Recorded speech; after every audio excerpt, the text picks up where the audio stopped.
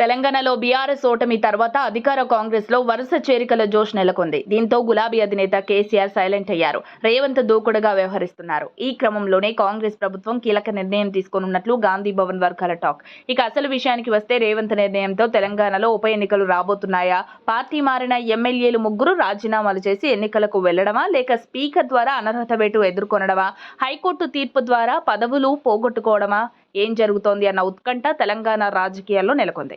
అయితే వీరి చేత రాజీనామాలు చేయించి ఉప ఎన్నికలకు వెళ్లాలని సీఎం రేవంత్ రెడ్డి భావిస్తున్నట్లు తెలుస్తోంది.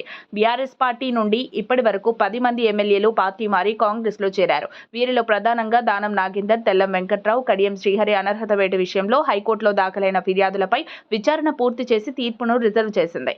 మిగిలిన మరో 7 ఎమ్మెల్యేల అంశం మరికొద్ది రోజుల్లో ఆలస్యమయ్యే అవకాశం ఉంది. అయితే ఎమ్మెల్యేల పార్టీ ఫిరాయింపులపై గతంలో మణిపూర్లో శాసనసభ్యుల అనర్హతపై స్పీకర్ నిర్ణయం ఆలస్యం కావడంతో కోర్టు వారిని అనర్హులుగా తీర్పునిచ్చింది. మహారాష్ట్రలో ఇదే అంశంలో సుప్రీంకోర్టు అనర్హత వేటు వేసింది. ఈ నేపథ్యంలో కోర్టులు, తీర్పులు అంటూ ఆందోళన చెందకుండా రాజీనామాలు చేసి ఎన్నికలకు వెళ్తే ఎలా ఉంటుందని పార్టీ మారిన ఎమ్మెల్యేలతో సీఎం రేవంత్ రెడ్డి సమాలోచనలు చేస్తున్నట్లు సమాచారం. అనర్హత వేటుకు సంబంధించి 90 రోజుల గడువు ముగిసిన నేపథ్యంలో హైకోర్టు తీర్పు మీద సుప్రీంకోర్టుకు వెళ్లిన తీర్పు జాప్యం కాకుండా ఉంటుందని, ఈ పరిస్థితులలో ఉప ఎన్నికలకు వెళ్లడం ఉత్తమం అని భావిస్తున్నట్లు తెలుస్తోంది. మొదట 3 ఎమ్మెల్యేల విషయంలో వచ్చిన కోర్టు తీర్పే మిగిలిన వారికి వర్తిస్తుందని, సో ఎప్పటికైనా ఎన్నికలకు సిద్ధం కావాల్సిందేనని ఆలోచిస్తున్నారు.